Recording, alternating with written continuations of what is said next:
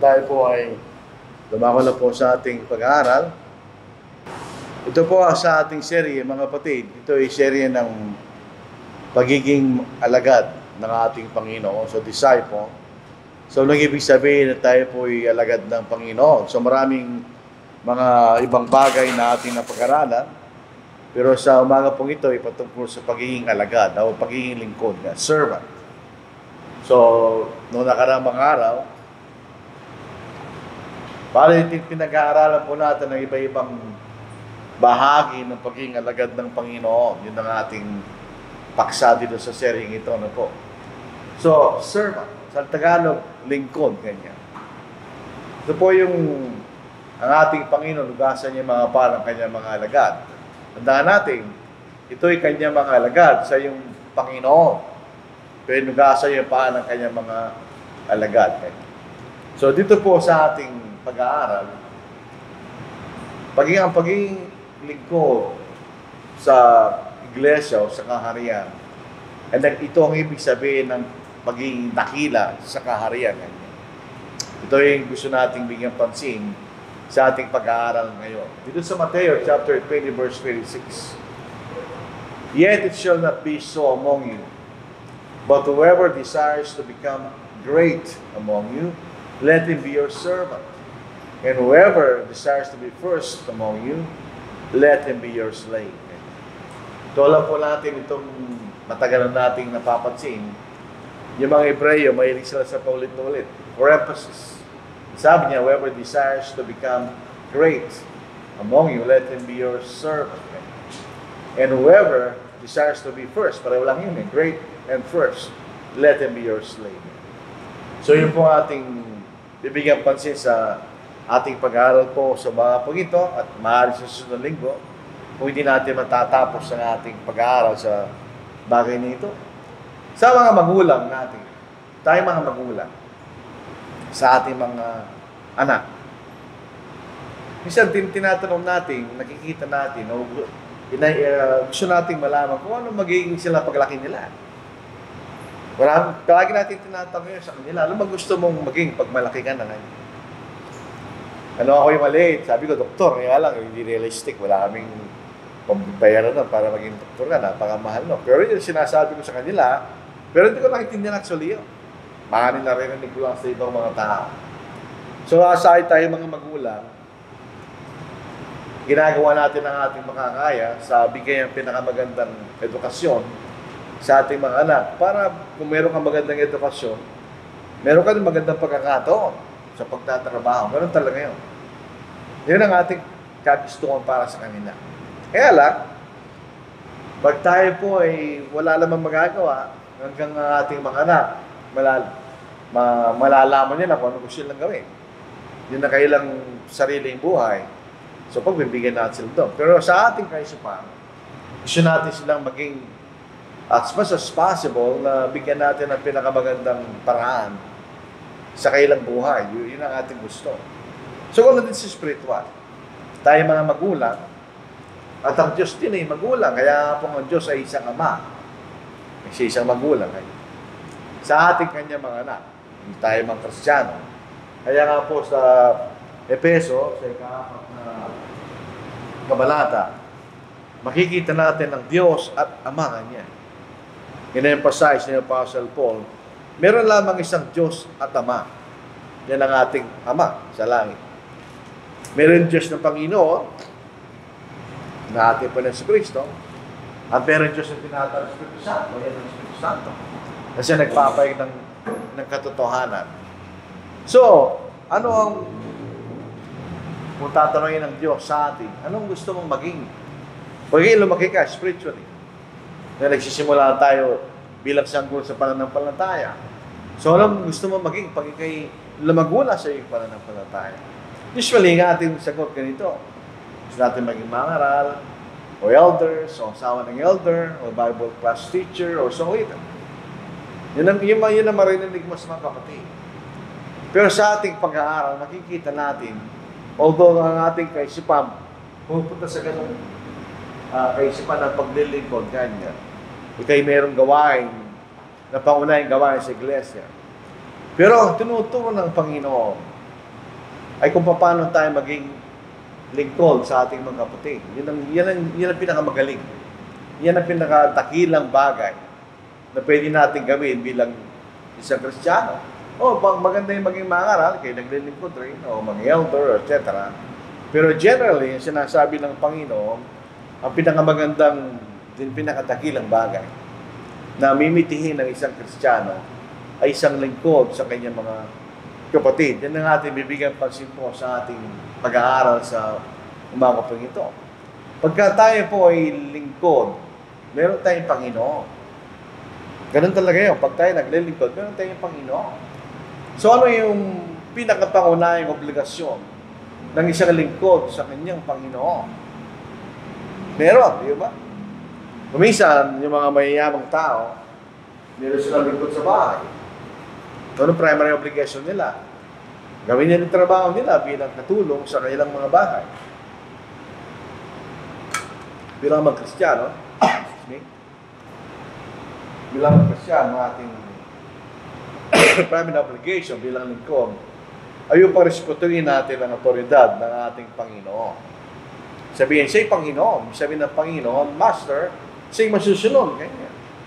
At kailangan tayo maging tapat at masunurin at tayo po ay magiging kapakipakinabang sa ating Panginoon. Yun ang makikita natin.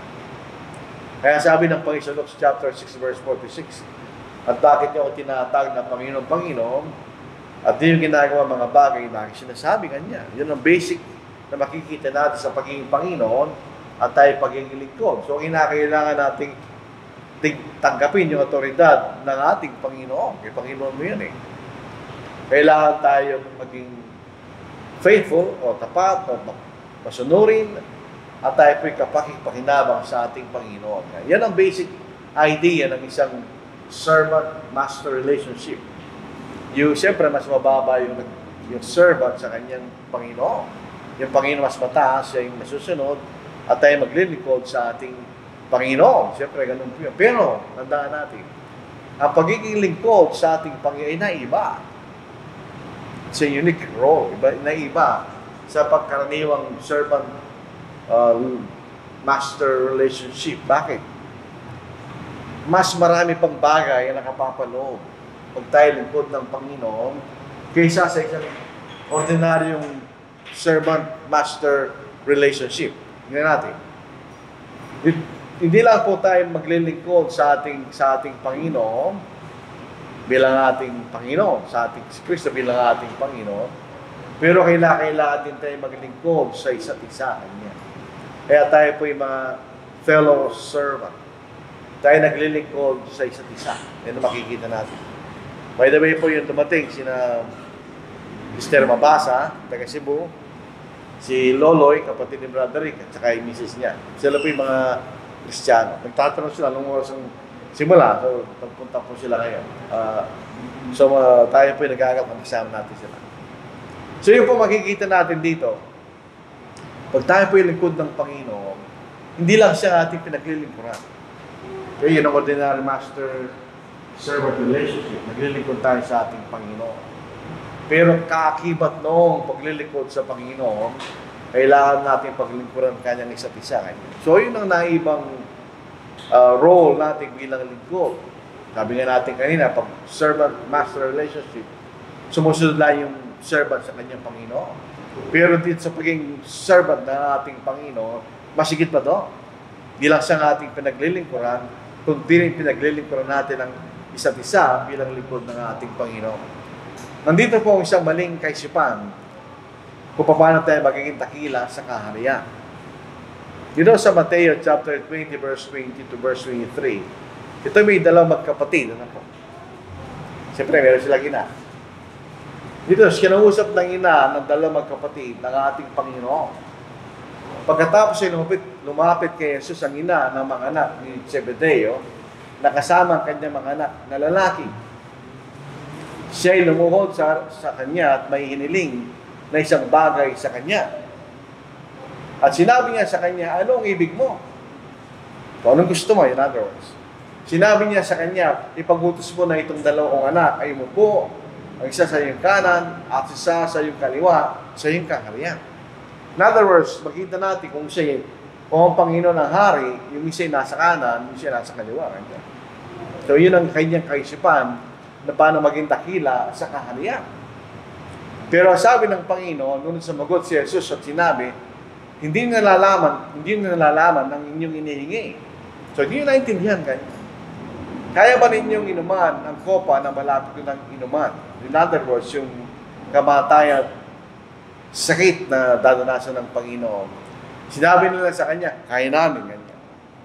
Sinabi niya sa kanya, talagang iinuman ninyo ang aking kopa dahil yung mga apostol later on, sila po pinersecute ng mga tao dahil sila ay alagad ng Panginoon at ang sa Ebanghelyo.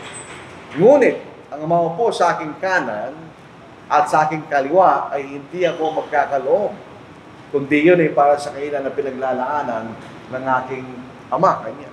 So, sabi niya, hindi nararapat na isipin niyo. Hindi para sa akin kanya, bigay ko sa inyo yun. Kundi yung pinaglalaanan ng Ama kung sino nandoon dakila sa kanyang kaharian. Ang pagiging dakila sa kaharian ay paglilingkod. Ang Iglesia ng Panginoon, hindi siya pareho sa ibang mga kapulungan ng mga tao. Sa sanglibutan, later on makikita natin, iba yung kailang concept sa pagiging dakila kaysa po sa kaharian ng ating Panginoon. Ang pagiging dakila sa kaharian ng Panginoon ay kay isang lingkod. You are a servant. Kay naglilingkod sa Panginoon. So ito yung talagang tunay na kahulugan ng pagiging dakila sa kaharian ng Diyos. Is to serve. Kaya tayo po yung mga lingkod o servant. Basahin po natin. Nang marinig nito, ng 10 ay nagalit sila sa dalawang magkapatid. 12 yan eh. Ngunit tinawag siya ni Jesus at sinabi sa kanila, alam ninyo na ang mga pinuno ng mga hentil ay nangingibabaw na Panginoon sa kanila. Kanya. Yun ang dakila, yun ang concept ng dakila sa mga Gentile. At ang mga dakila sa kanila ay gumagamit ng kapangyarihan sa kanila. So yun ang pangkaraniwan na kaisipan ng mga hentil kung paano maging dakila. Kanya.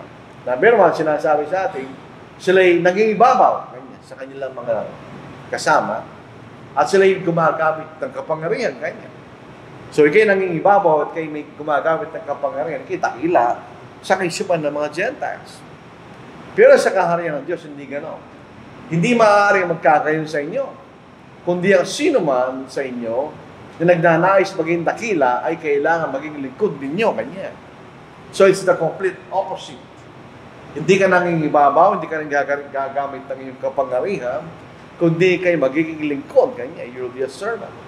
At sino man sa inyo na nagnanais na maging una ay kailangan maging alipin ninyo. So ito po kung isipin mo ito sa ordinaryong kalakaran ng sanglibutan, kabaliktad. Pagka ganun ang iyong kalakaran sa sanglibutan, hindi ka dakila kanya, ikay alipin. So ikay mas mababa. Kung paano mga anak ng tao na parito, hindi mo pang paglingkuran, kung hindi mo pang maglingkod at upang ibigay ang kanyang buhay na pantubos sa marami. So siya nga ating Panginoon. In other words, nang dumating ang Panginoon sa lupa, hindi siya dumating na parang katulad ng mga ordinaryong makapangyarang hari. Hindi siya gano'n. Siya dumating sa atin ng mababa at hindi siya upang paglingkuran, kundi upang maglingkod. Ganyan. Kaya later on, mababasa lang sa Philippians, nung siya nagawa niya kanyang gawain, siya binigyan ng pangalan nagit sa lahat ng pangalan sa mundo kanya. Bakit? Sapagkat siya naglingkod at siya naging takila kanya.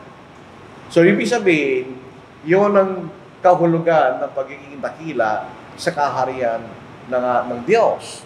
Kung paano ang ating Panginoon naglingkod kanya at siya naging dakila, ganoon din tayo magiging dakila kung tayo rin ay maglilingkod kanya. So yun ang gusto natin bigyang diin sa ating pag-aaral po sa ating serye sa umaga pong ito.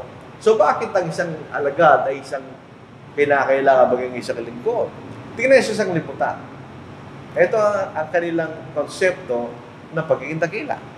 Pride, mataas. Kaya nga po yung mga boss, mga kumpanya, may mga pride yan. Hindi pwede kausahin basta-basta yan. Mataas sila, di ba? Mas mataas sila kaysa sa iba. At ang kayang kaisipan ng sanglibutan sa pagiging dakila, you are self-centered and self-serving. Yun ang konsepto ng sanglibutan. Pero sa ating Panginoon, hindi yung gano'n.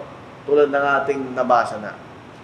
Ang pagtawag ng Panginoon para tayo maglingkod, ito yung complete opposite na sinasabi lang sa sanglibutan kung paano tayo maging, di ba? Kasi kung pupunta kayo sa reunion, makikita niyo yan. Sila nagiging dakila sa mga magkaklase, yung mga yumaman, yun. Pero kayo pupunta bilang isang mangarap, hindi ka titignan ng kay dakila, kay mababa kanya na. Pero hindi sa Panginoon. Ang pagiging dakila sa Panginoon, hindi pagiging mataas, tinataas mo sarili mo, kaya hindi. Kundi pagiging mababa at paglilingkod sa kanyang kaharian. Yun ang essence ng ating pinag-aaralan. Hindi natin iniisip na tayo maging gamitin natin ang ating pride, itaas natin sarili sa iba. Hindi niya katungol ng ating sarili sa ating sarili lamang. Dito sa Philippians, chapter 2. Yan ang sinasabi ng Apostle Paul na ating dadanganan sa ating pag-aaral. Ito, basahin muna natin. Dito sa Philippians chapter 2, dito sa verse 4, kanya. Verse 3, verse 4. Huwag niyong gawin ng anuman sa pagpapaligsahan o pagmamataas. Yun sinasabi lang sa libutan, di ba? Kundi sa kababaan, ituring ng iba higit na maputi kaysa inyong sarili. Huwag tignan ng bawat isa sa inyo ang kanyang sariling kapakanan, kundi ang kapakanan ng iba kanya. So yun ang sinasabi ng Panginoon. Yan ang dapat natin tignan. Kung tayo po nasa kaharian ng Diyos, hindi tayo nagmamataas. Hindi natin tinataas ang ating sarili sa iba. Hindi lang sarili mo tinitignan mo kanya. Kundi tayo lingkod at tinitignan natin ang kapakanan ng ating mga kapatid, spiritually. So, pagiging dakila sa Panginoon, kaharian, hindi dahil siya po ay nagsusumikap na maging dakila. Hindi ganoon. Kundi, nilalagay niya ang iba bago sa sarili niya. Yan ang essence ng paglilingkod. Iniuna muna ang iba kaysa sa inyong sarili. Hindi siya self-centered. Siya ay others-centered. Kasi dito sa Matthew chapter 20 verse 26, hindi maaaring magkagayon sa inyo. Ulitin lang natin. Kundi ang sino man sa inyo na naglalais maging dakila, ay kailangan maging lingkod ninyo. Kaya kinasabi niyo, hindi sa option, ito isang kailangan mong gawin. Sa isang utos, kailangan maging lingkod ninyo. At sino man sa inyo na nagnanais na maging una, ay kailangan maging alipin ninyo. Isipin niyo salitang alipin. Ito'y naglilingkod sa isang Panginoon. Wala siya sariling karapatan, di ba? Inuuna niya karapatan ng kanyang Panginoon. So yun ang sinasabi sa atin kung paano tayo magiging dakila sa kaharian. Hindi dahil nagsusumikap ang magiging dakila. Kaya magiging dakila kung yan ang gagawin mo ngayon. Tayo nilalagay natin ng ating paglilingkod hindi lang sa ating Panginoon, kundi rin sa ating mga kapatid. So sundin natin ang halimbawa ng Panginoon. This sa Matthew 20 verse 28, kung paano ang anak ng tao ay naparito, hindi upang paglingkuran. Pag nandito tayo sa loob ng iglesia, hindi upang tayo paglingkuran. Kundi upang tayo ay maglingkod. Sa anumang paraan na kaya mong maglingkod. Mamaya makikita natin. At ito pang ibigay ang kanyang buhay na patubos sa marami. Yung sinasabi, ang ating Panginoon, hindi mo sinakripisyo niya ang buhay niya para sa atin. Hindi lang yun. Sinakripisyo rin niya ang kalalatian sa langit bilang Diyos. At siya'y nagpakbaba at naging katulad nating mga tao para lang tayo maligtas. Ninisip natin yung ginawa ng Panginoon at yun ang ating Panginoon, yan ang kanyang ginawa. At dahil lingkod ng ating Panginoon, hindi ba dapat katulad natin ng Panginoon? Yun ang sinasabi ng kailangan natin sundin ang halimbawa ng Panginoon. Sabi nung siya pumunta sa lupa, sabay isang makapangaring hari. Hindi. Siya anak ng karpintero. Sabay dakila sa batayan ng sanglibutan. Hindi rin. Kaya kakaunti lamang ang naniwala sa ating Panginoon. Dahil di na nakikita na dapat siyang paniwalaan kasi siya yung mababa. hindi siya mataas, katulad ng batayan ng sanglibutan. So, ang ating Panginoon, siya mismo ay lingkod. Siya ay lingkod ng kanyang Ama. At siya rin lingkod natin. Dahil siya namatay para sa ating kanya. So, kung tayo po ay alagad ng Panginoon, kailangan tayo maging lingkod. Ganyan. Dahil siya mismo ay lingkod. Siya ay Panginoon, pero siya isang lingkod, mga kapatid. Ito pong paghugas ng paa ng mga alagad. Kung pupunta kayo sa ibang mga Pentecostal churches, meron silang washing of feet. Parang bahagi ng pagsamba. Hindi nila naintindihan yun. Noong unang panahon na hindi naman nakasapatos sa mga tao, sila ang sandalyas. Sa context ng Israel, Middle East, sila po'y naglalakabay sa mga lakabok na lugar. So pagdating na sa bahay ng isang tao, hinugasan ang kanilang mga paa. Binibigyan sila ng basin ng tubig at hinugasan ang kanilang mga paa. Dahil yun ay para mawala yung pagod ng kanilang mga paa. Imagine niyo, gawin natin ngayon, nagsapatos ka. Hindi pwede, hindi ka naman, wala na mga likabok yung paa mo. Baka sabihin mo, baho yung paa mo pagka gano'n. Yun ang essence, no? Kaya yun po ang paghugas ng paa, at least yung pagbibigay ng tubig para hugasan ng bisita mo, mga paa niya, ay hospitality yun. Pero tingnan ninyo ang ginawa ng Panginoon. Siya'y Panginoon, tandaan natin. At ang hinugasan niya ay kanyang mga alagad lang. Tandaan natin ang Panginoon ay higit na dakila kaysa sa kanyang mga alagad. Palaging ganun yun. Pero basahin po natin. Alam ni Jesus na ibinigay na ng Ama ang lahat ng mga bagay sa kanyang mga kamay. At siya'y nanggaling sa Diyos at patungo sa Diyos. Kaya tumindig siya, ibig sabihin, nanggaling siya sa Diyos at nagkatawang tao. Later on, sa kanyang kamatayan, pagkabuhin na maguli, babalik siya sa Diyos. Kaya tumindig siya pagkatapos maghapunan, itinabi ang kanyang damit, nilali siya ang kanyang damit, at siya'y kumuha ng isang tuwalya at ibinigay sa kanyang sarili. So imagine po natin, ibinigay siya sa sarili niya. Pagkatapos siya nagsaling siya ng tubig sa palanggana o basin at nagsimulang hugasan ng mga paa ng mga lagat. Yung Panginoon, gumawa na sa kanila. Yung mga lagat, dapat ang maghugas ng paa ng kailang Panginoon. Pero sa pagkakataon na ito is the complete reverse. Yung Panginoon na naghugas ng paa ng kanyang mga lagat. Yung ginawa niya. At pagkatapos ay pinunasan ng tuwalya na nakabigkis sa kanya, at tumapis siya kay Simon Pedro na nagtanong sa kanya, Panginoon, hugasan mo ba ang aking mga paa? Sumagot si Jesus sa kanya, ang ginagawa ko hindi mo pa naunawaan ngayon. Ngunit malalaman mo pagkatapos ng mga ito. Sinabi sa kanya ni Pedro, hindi mo hugasan ang aking mga paa. Kanya. Ito yung karakter ni Apostle Peter, di ba? Palagi siyang impulsive. Hindi niya iniisip ang sinasabi niya.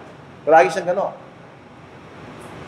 Hindi mo hugasan ang aking mga paa kailanman. Sinagot siya ni Jesus, kung hindi kita hugasan, ay hindi ka magkakaroon ng bahagi sa akin. Sinabi sa kanya ni Simon Pedro, Panginoon, hindi ang aking mga paa lamang, kundi pati ang aking mga kamay at ang aking ulo, sumobra naman. Paalang hugasan. Sinabi siya kay ni Jesus, ang napaniguan na, ay hindi na kailangang hugasan maliban ang kanyang mga paa. In other words, malinis naman yung katawan mo. So bakit natin hugasan? Pero yung mga paa marumi, kanya. Sapagkat malinis ng lubos, kayo malinis na, ngunit hindi ang lahat. Kaya, so hindi lahat dahil merong naging Ismail na nagtakwil sa ating Panginoon, di ba? Sapagkat nalalaman niya kung sino magkakanulo sa kanya. Kaya sinabi niya, hindi lahat sa inyo ay malinis. Kaya nang mahugasan niya ang kanilang mga paa at makuha ang kanyang mga damit at muling maupo, ay sinabi niya sa kanila, nalalaman ba ninyo kung ano ang ginawa ko sa inyo? So, pinapaliwanag ng Panginoon kung ano ang ginawa niya sa kanila. Tinatawag niyo akong guro at Panginoon at tama kayo sapagkat ako nga. Totoo siya'y Panginoon at guro nila.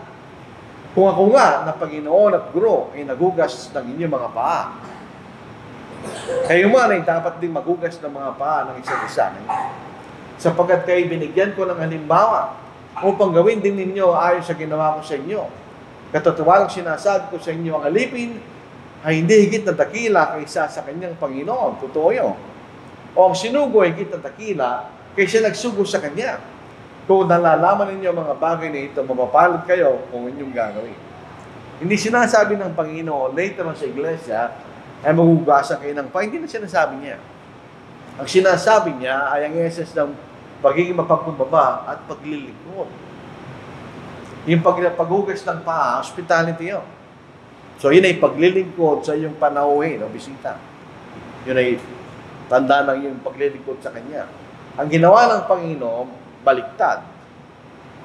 Yung Panginoon na higit na dakila kaysa sa Kanyang mga lagad, ang nagugas ng mga paa, ng Kanyang mga lagad na mas mababa sa Kanya. Yun makikita natin. Tignan po natin ang customary na po ng panahon na yun. Yung paghugas ng paa. Yung ginawa ng Panginoon sa John chapter 13 ay baliktad sa kailang pag-uugali. Tingnan po niya sa Genesis 18 verse 4. Alam natin yan. Nakakita si Abraham ng 3 tao. At tinawag niyang Panginoon kanya. So kinikilala niya na higit sa kanya yung mga tao nakita niya. Na later, alam natin sila yung mga anghel. Hayaan mong dalhan ko kayo dito ng kaunting tubig at maghugas kayo ng inyong mga paa at magpahinga kayo sa lilim ng kahoy. So, sino nagbigay ng tubig? Si Abraham. Bilang tanda ng kanyang paglilingkod sa kanyang mga panauhin. Ito po si Abigail, ano po? Na maging asawa ni David. So, siya'y mas mababa kay David. Inugasan niyang paa ng kanyang Panginoon. In other words, kapag ka sa customary ng mga tao ng panahon na yun, kung kapantay mo lang yung panauhin mo, bibigyan mo lang siya ng tubig. Pero kung siya higit sa'yo, ikaw mismo maghugas sa paa niya. At siya'y tumindig at nagpatira pa sa lupa at nagsabi, ang inyong lingkod ay isang alila na maghugas ng pangapaan ng mga lingkod na aking Panginoon. So ito yung mga lingkod ni David na maging asawa niya kanya. So masigit na dakila ito kaysa sa kanya. Kaya inugasan niya mismo ang paa ng lingkod ng kanyang Panginoon. So yung ginawa ng ating Panginoon, baliktad. Hindi ito ginagawa ng mga tao sa panahon na yun. Na kung ikay mas mataas at kaysa Panginoon, ikaw maghugas ng paa ng mga alipin mo. Hindi nila ginagawa yun. Pero ginawa ng Panginoon. So dito natin makikita ang kahulugan ng ginawa ng Panginoon. Nagpapakita siya ng halimbawa kung paano ang pagigilingkod niya.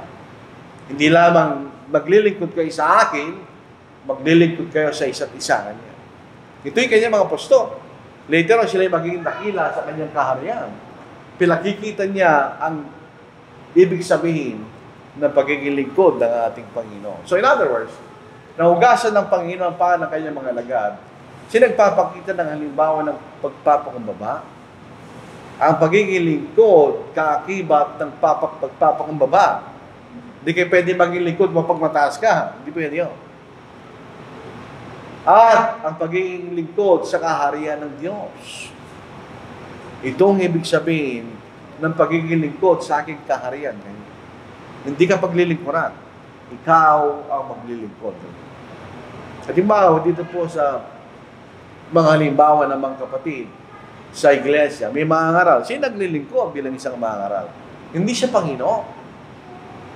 Kung ikaw isang elder, ikaw ay paglilingkod, na ikaw ay panangasiwa sa kongregasyon, hindi ka rin Panginoon. Kung ikaw isang deacon, ikaw ay naglilingkod, hindi ka rin Panginoon. Kung tayo ordinary mga kapatid, tayo rin ay naglilingkod, hindi tayo pinaglilingkuran. Yan ang sinasabi ng Panginoon sa bagay na kanyang ginawa. Ako nga kanya, ako'y Panginoon, pero ginawa ko sa inyo ito kanya. Dapat nyo malaman, kailangan din yung gawin nyo sa isa't isa kanya. So, ang essence ng pagiging kahanib sa kaharian, tayo maglilingkod kaya sa isa't isa. Katulad ng ating Panginoon, na ibinigay niya sarili niya para sa atin, ibibigay rin natin nating sarili sa isa't isa kanya. We will serve one another. Yan sa Lucas chapter 6 verse 40. So, kailangan din may katulad ng ating Panginoon. Ang alagad ay hindi nakakahigit sa kanyang guro. Subalit ang sino mang ganap na sinanay ay naging tulad ng kanyang guro. So eventually, sa ating pag-aaral sa salita ng ating Panginoon at paggawa ng mga bagay na yun, maging katulad tayo ng Panginoon.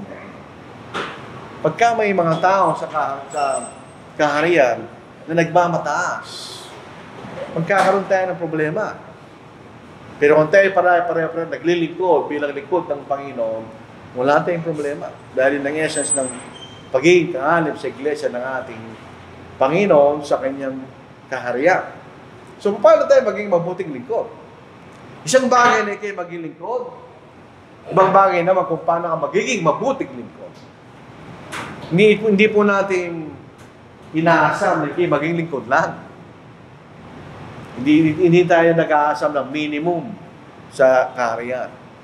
Ang inaasahan natin, hindi tayo magiging optimum. Magkaiba yung maximum at optimum eh. Ang optimum, ibig sabihin, magagawa mo sa meron ka na nakakahigit sa iyong paglilingkod kayo.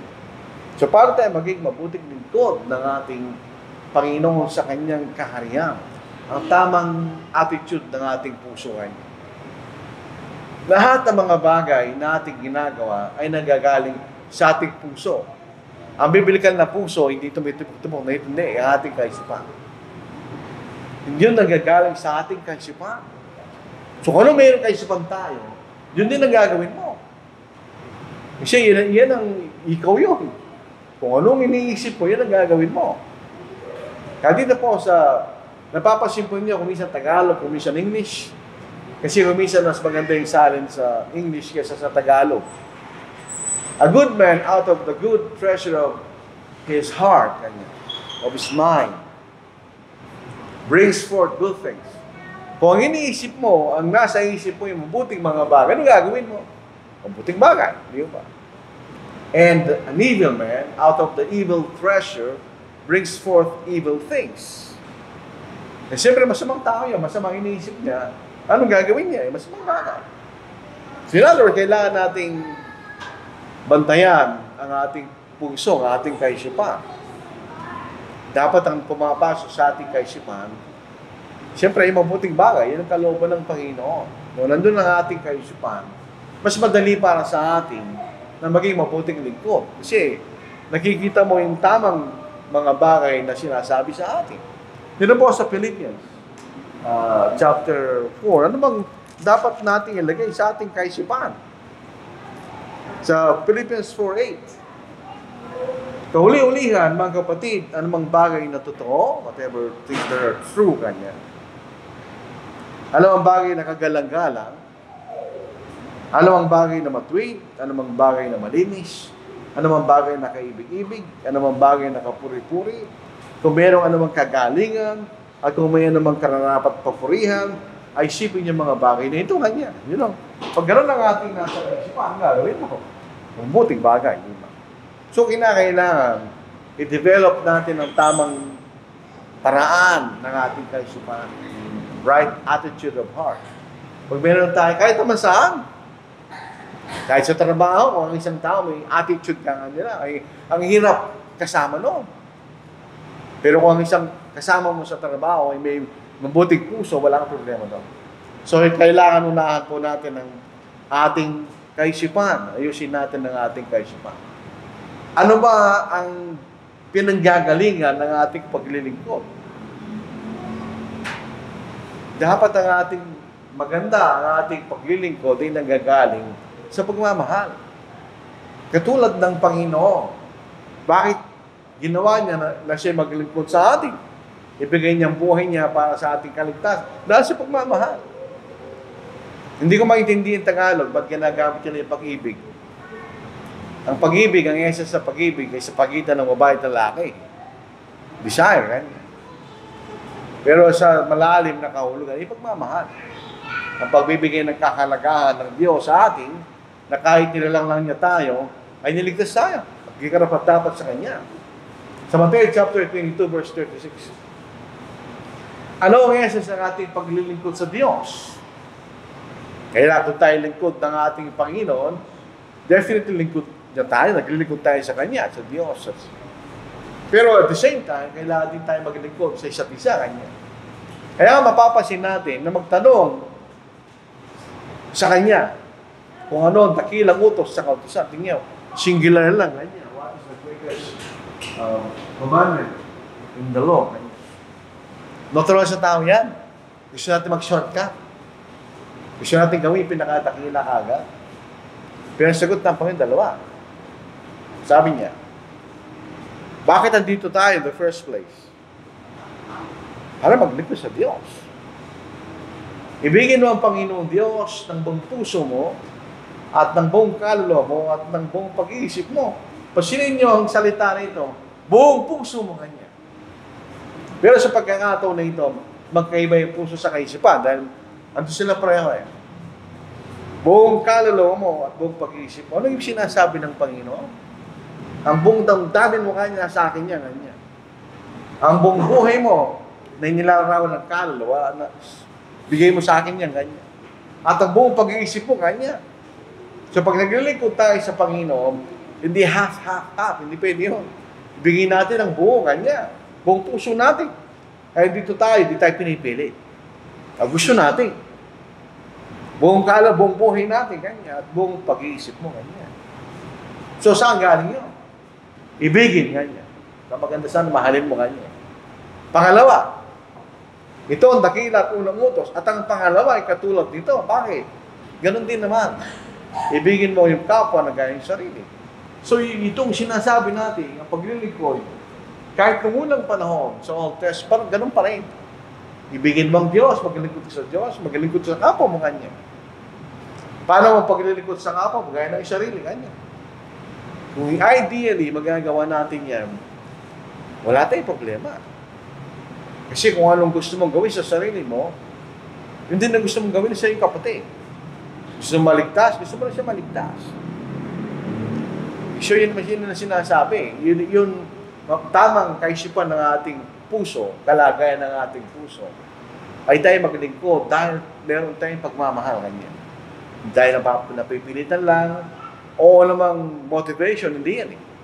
Ang tayong motivation lang natin ay pagmamahal, kanya sinasabi sa atin ng talatang binasa natin. Ang meekness and humility. Ito po salitang meek.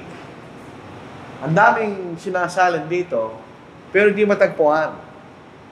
Gentle. Oo, pero hindi, meekness is the gentleness.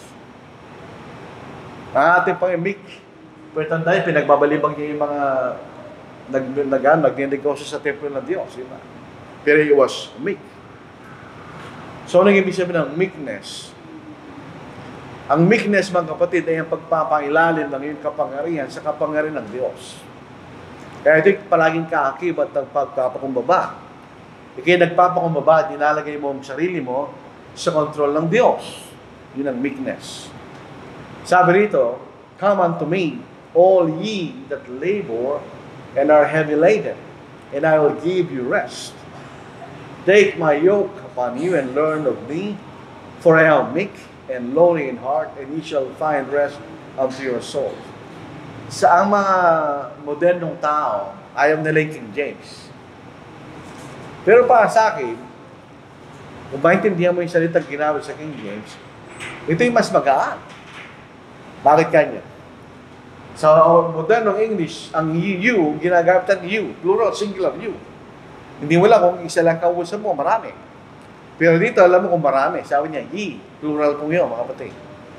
Ito yung plural form ng you as a subject. Ye, kanya, ye. That labor and are heavy laden, I'll give you rest. Ito yung objective form ng ye. Plural yun. Pag ito po ay singular, thou, thee, kanya. Take my yoke upon you and learn of me, for I am meek and lowly in heart, and ye shall find rest unto your soul. So maraming kausap niya, di ba? So sabi ng Panginoon, tayo maging meek. O ibig sabihin po ng meekness, ang nawa sa panantay, maraming po yung nalilito sa salitang ito eh. Akala ko, gentle, mainhin, hindi yun. Ang meek ay parang katulad ng aso.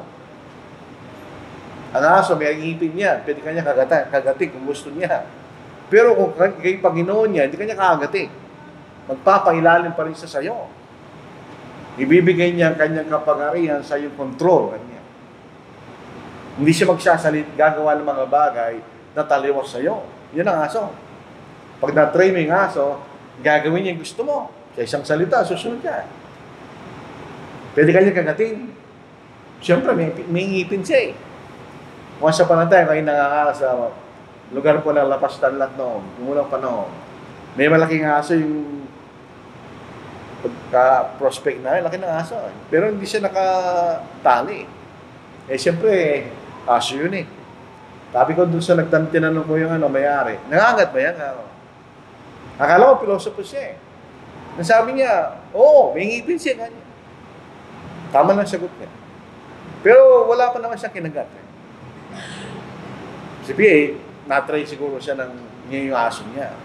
So, sa ating paglilingkod, mas madali kung magpapailalim tayo sa kalooban ng Diyos.